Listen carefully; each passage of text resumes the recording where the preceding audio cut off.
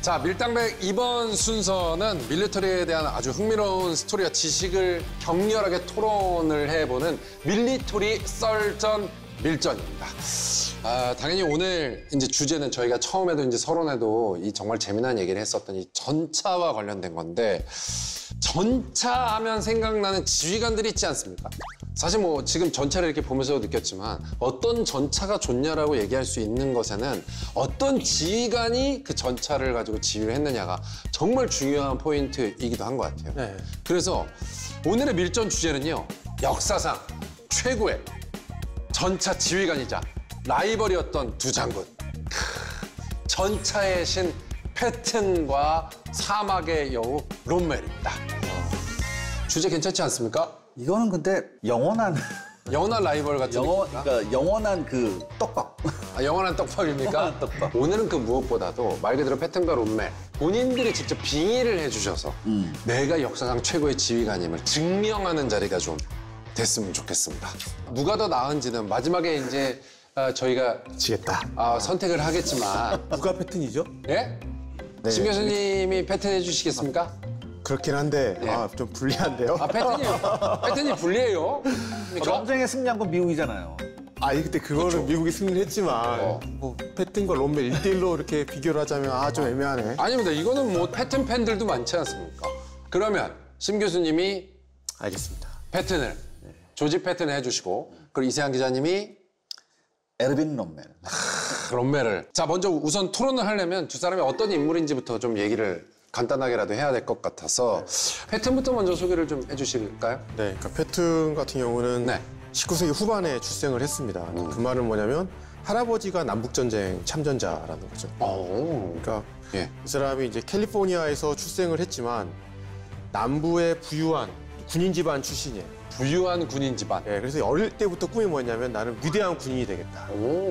그리고 나는 20대 때 장군이 되겠다. 이런 생각을 어릴 때부터 했던 인물입니다. 그러니까 어릴 때부터 전쟁 이야기 듣고 우리 할아버지 영웅남 이야기 듣고 나도 저런 장군이 돼야 되겠다. 이런 생각을 했고 처음에는 VMI를 들어갔다가 웨스트 포인트를 들어가요. 웨스트 포인트도 처음에는 이 사람이 약간 난독증 이런 비슷한 게 있어가지고 좀 학업이 좋지는 않아서 다시 들어가는데 수석 입학을 합니다. 그러니까 얼마만큼 노력을 많이 했는지.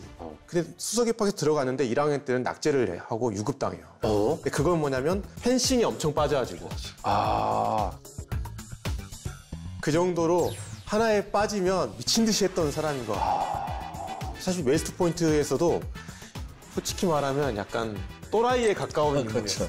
독특한, 남들하고 좀 어울리기보다는 나만의 개성으로 나만의 길을 개척하는 그런 인물이었었는데. 그러니까 말 그대로 뭐 어떻게 보면 군인 관련돼서는 엘리트 집안 출신인 거고. 완전히. 예. 그리고 이제 뭔가 타협하지 않고 꽂히는 게 있다면 그걸 완벽하게 해내려고 하는 게 있었다는 거네요. 네. 성향도 약간 좀 국수저적. 국수적이고 그래요? 좀 하여튼 자뻑에 사는 인물이죠. 일종의. 근데 지금 살아온 환경이 지금 그렇네. 뭔가 다 잘 됐어, 사실. 보통 이제 전차 부대의 지휘관들은 전차 타고 움직이는 게 아니라 후방에 위치해 있어요. 가만히. 이 패튼은 특이하게 내 전령들을 데리고 걸어서 함께 이동합니다. 그건 왜 그런 겁니까? 그때 전차가 속도가 빠르지 않거든요. 최대 속도 해봤자 시속 8km라고 보시면 돼요. 근데 자기의 죽음을 무릅쓰고 두렵잖아요. 총알이 빗받치는데 전차에 탄 것도 아니고 전차 옆을 쫓아다니면서 계속 지휘를 했다는 겁니다. 그만큼 이 전차의 효과를 발휘하려면 실시간에 상황 파악을 해서 그때그때 유리한 거를 확장시키고 뭔가 이용해야 된다. 그런 신념이 있었기 때문에 본인이 직접 걸어서 전차를 계속 쫓아다니면서 지시를 계속 이렇게 했다는 특징이 있었던 거예요. 패턴이 멋있네요, 사실. 아니, 그러면 이제 롬멜.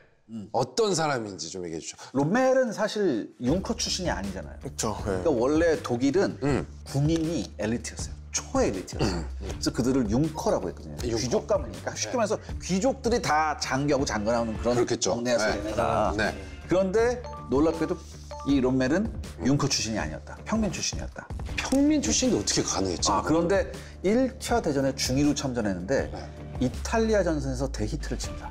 그 이유는 뭡니까? 굉장히 적은 병력으로 거의 이탈리아군 1개 사단을 포로로 잡아버리는 그런 수완을 보여요. 지휘 능력이 좋다라는 거예요. 굉장히 명석했어요. 그리고 적의 능력과 내가 가지고 있는 병력들의 능력의 차이를 굉장히 빨리 간파합니다. 그래서 또 하나 롬멜의 가장 큰 특징이 뭐냐면 될 것 같은 데에서 끝나지 않습니다. 과감한 실행력. 진짜 굉장히. 그런데 이제 1차 대전이 끝나고 나서 독일이 패배했어요. 네? 히틀러가 이제 정권을 잡고 히틀러가 대두되면서 히틀러의 눈에 롬멜이 띕니다. 그 어린 약관의 나이에 보병전술이라는 책을 써요. 지금 우리나라도 있어요. 예, 우리나라 지금도 약간 교과서 같은 예. 거네. 네. 지금도 근데 있다. 이게 아직도 이게 거의 뭐 먹혀요? 레전드 전설 이제 교범처럼 지금도. 꽤 오래된 건데도. 네. 아, 그렇구나. 그런데 히틀러를 따라다니다가 롬멜이 누굴 봤냐? 당시에 하인츠 구데리안이라는 어떻게 보면 기갑전에서는 롬멜보다 더 유명한 사람일 수 있습니다. 그래요? 네네네. 하인츠 구데리안이 네. 전차 부대에 이제 훈련을 했거든요. 이게 굉장히 멋있었어요. 거기에 매료됐죠. 그래서 나중에 이제 독일군이 재건되고 뭐 여러 가지 과정 중에서 예. 롬멜이 히틀러한테 부탁을 해요. 나 기갑 부대로 보내주세요. 저게 내일이에요. 그래서 글로 가죠.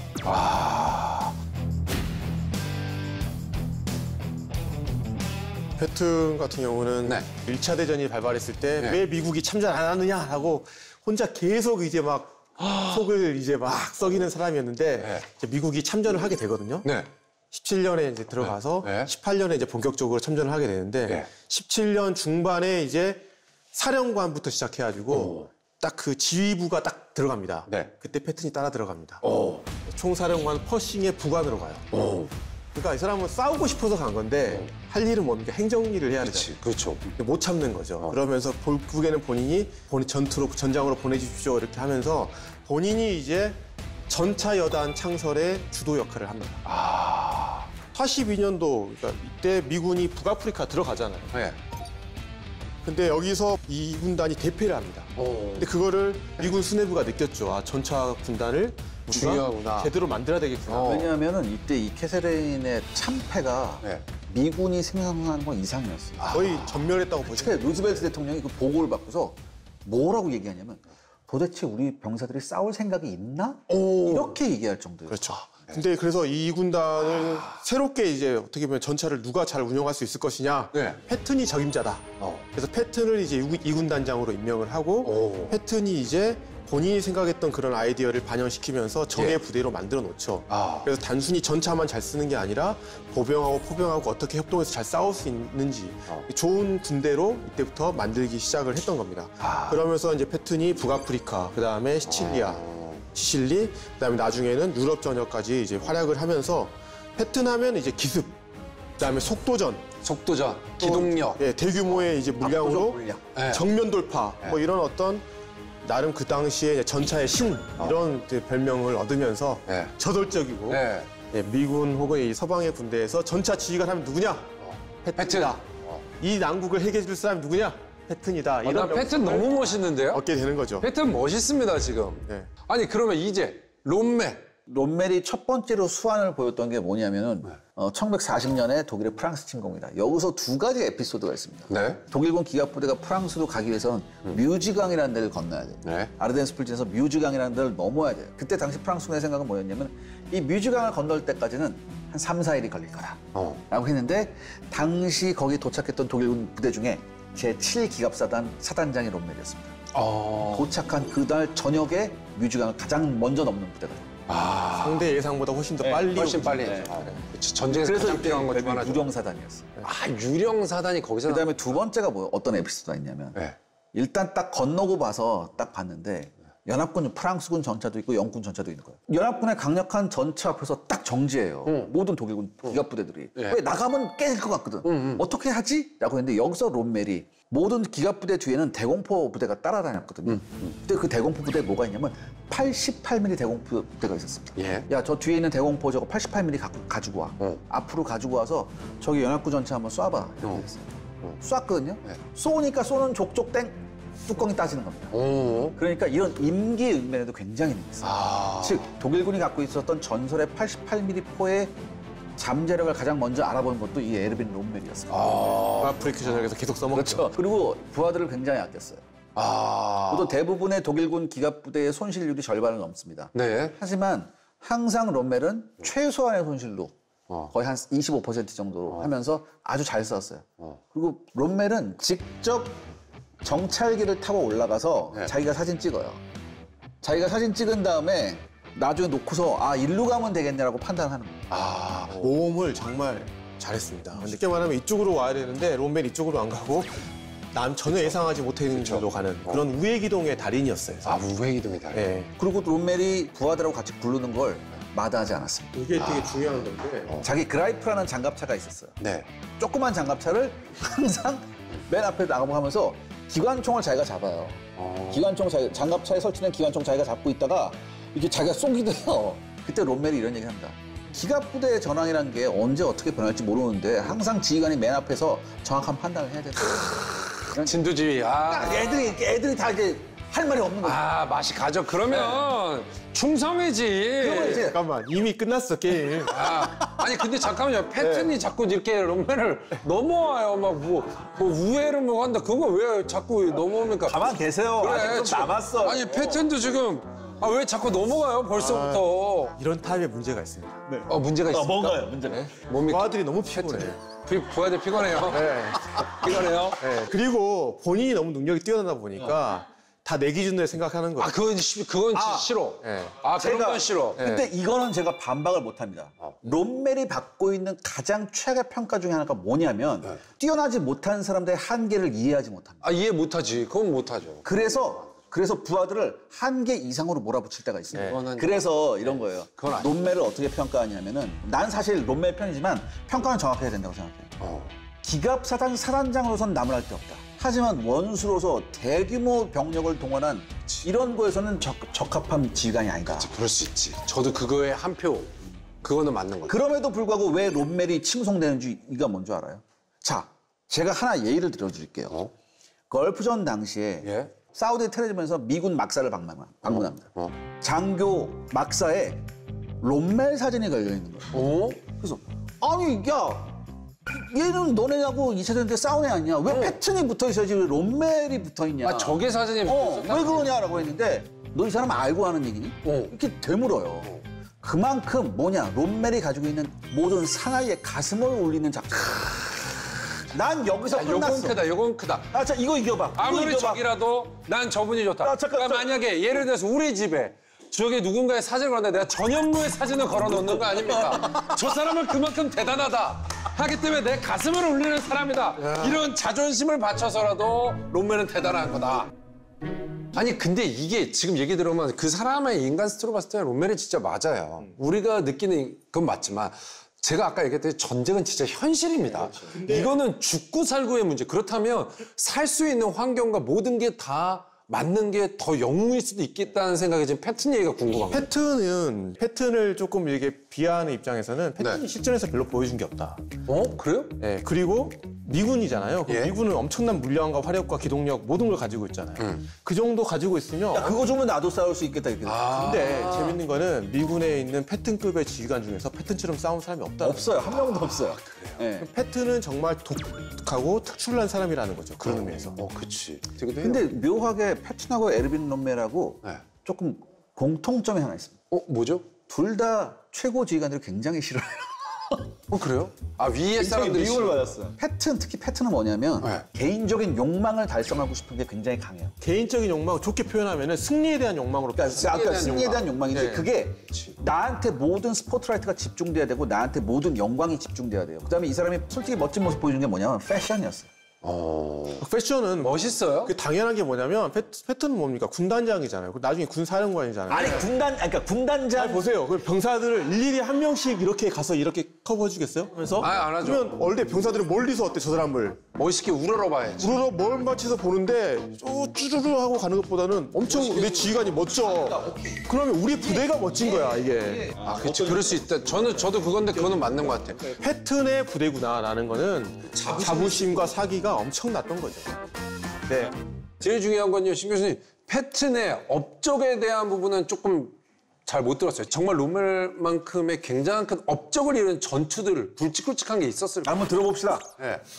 그걸 좀 먼저 얘기해 주세요. 받아쳐봐요. 한번 들어봅시다. 그 실리아 상륙을 해서 네. 그 도시를 들어갈 때 영국군하고 미군하고 경쟁을 하는데 미군에게는 정말 운이 좋았던 게 미군의 선봉에는 패튼이 있었던 겁니다. 그래서 패튼이 거의 뭐 이거는 한 3일 정도 안 걸려가지고 160km 넘는 거리를 이거 완전히 영국군이 허리를 찔린 거예요. 이 정도 빨리 올 거라고 생각 못 했거든요. 3일 만에 160km. 예. 엄청 빠른 속도로 순식간에 점령을 했고 그걸 지키고 있었던 이탈리아군 같은 경우는 완전히 공황에 빠졌죠. 대부분이 그냥 항복해버립니다. 중요한 게 뭐냐? 상대가 독일군이 아니라 이탈리아군이야.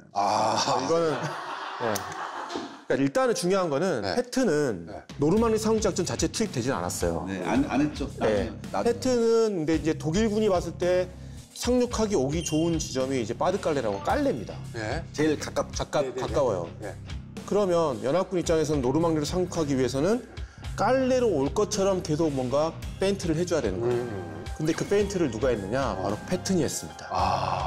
패튼의 가상 집단군 같은 걸 만들어요. 픽셔널한 가상으로. 패튼이 그래도 미국에서 연합군에서 가장 뛰어나고 무서운 놈인 장군인데 깔레로 올 수 있는 군대를 지휘한다. 그럼 상대방에게 공포감. 엄청난 공포가 준 거죠. 예. 직접 전투에 참여하지 않고서도 그 이름값만으로도 명성만으로도 독일군을 꼼짝 못하게 만들었다. 제일 좋은 전쟁이 그거 있잖아요. 직접 치르지 않고도 상대를 굴복하게 만드는 전쟁이 최고의 전쟁이라는 얘기가 있지 않습니까? 맞습니다. 그리고 나서 이제 연합군이 노르망디 상륙작전 하고 나서 어느 정도 교두보를 확보하고 뚫고 가는 과정 중에 이제 패튼이 들어오게 되는데 패튼이 이때 2주 만에 400km 정도를 진격해가지고 완전 프랑스를 휘저어버립니다. 엄청 빨랐구나. 독일군의 허를 또 찔러버리니까 독일군이 또 방어선이 완전 흔들리게 되는 그런 역할도 했죠. 그 다음에 나중에 또 이제 벌치 전투에서도 미군이 위기에 빠졌을 때 구원을 누가 하냐면 패튼이 들어오는데 패튼은 원래 다른 길로 가기로 했어요. 근데 마치 그 독일군이 올 줄 알았다는 듯이 방향을 확 바꿔가지고 위기에 빠진 미군을 구출을 하고 그 전투에서 미군이 승리함으로써 완전히 이제 서부전선에서 미군의 연합군의 승기를 굳히는 결정적인 역할을 또 패튼이 하게 되죠. 근데 평가는 있어요. 그때 당시에 평가가 뭐냐면 이건 패튼만 할 수 있었다는 평가는 있었어요. 오, 야, 이것도 진짜 엄청난. 근데 둘은 안 만났어요. 못 만났어요? 패튼을 막 만나고 싶어 했는데 패튼을 만나고 싶어 했어요? 그러니까 북아프리카에서 만나고 막 싶어 했는데 하필 그때 롬멜 병이 걸려가지고 무슨 병에 걸렸고 신장병도 있었고 그리고 노르망디 상륙작전 이후에 프랑스에서 이때 또 이거 지키고 있던 사람이 롬멜이었어요. 롬멜이었어요. 롬멜이 조금 있다가 또 이제 요양을 떠나게 됐고 결국 나중에 롬멜이 이제 죽게 되잖아요. 그래서 결국 끝끝내 패튼하고 상대할 기회는 없었습니다. 아니 그러면 왜 그런 거를 가정으로 우리가 하지 않습니까? 롬멜의 전성기, 패튼의 전성기, 최고일 때에 같은 조건, 비등한 상황에서 둘이 맞붙었다면 어떻게 됐을까요? 이건 너무 어려운데. 어려운데. 만약에 한다면. 이제 작전 패턴을 보면 이게 있거든요. 항상 롬멜은 재기발랄하고 기상천외해요. 작전이.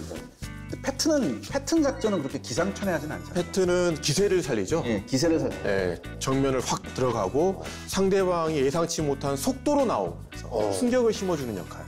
패튼은 여러 가지 면에서 밸런스를 좀 갖추고 있다고 생각해요. 지금 싸워 그러면 패튼이 이겼을 수 있지만 어떤 작전을 세우고 언제 싸울지 정하지 않았다면 기상천외한 롬멜의 작전에 의해서 패튼이 졌을 수도 있을 것이다. 뭐 이렇게도 생각이 될 수 있을 것 같고요. 그죠? 근데 이제 기상천외한 거는 달리 말하면 위험 부담이 커요, 또. 그래, 그것도 있어요. 근데 이건 있죠. 뭐야? 일단은 롬멜은 비행기부터 타고 그러면 이제 바로 쏴버리는 거죠. 패튼. 그걸 알고 이 녀석 봐라 하고. 승리를 할 때 정말 엄청난 승리를 거둔다라고 하면 롬멜 쪽의 편을 들어주고 싶은데 적당한 승리를 할 수 있다? 확률이 높다라고 할 경우에는 패튼이 더 유리할 것 같아요. 그러니까.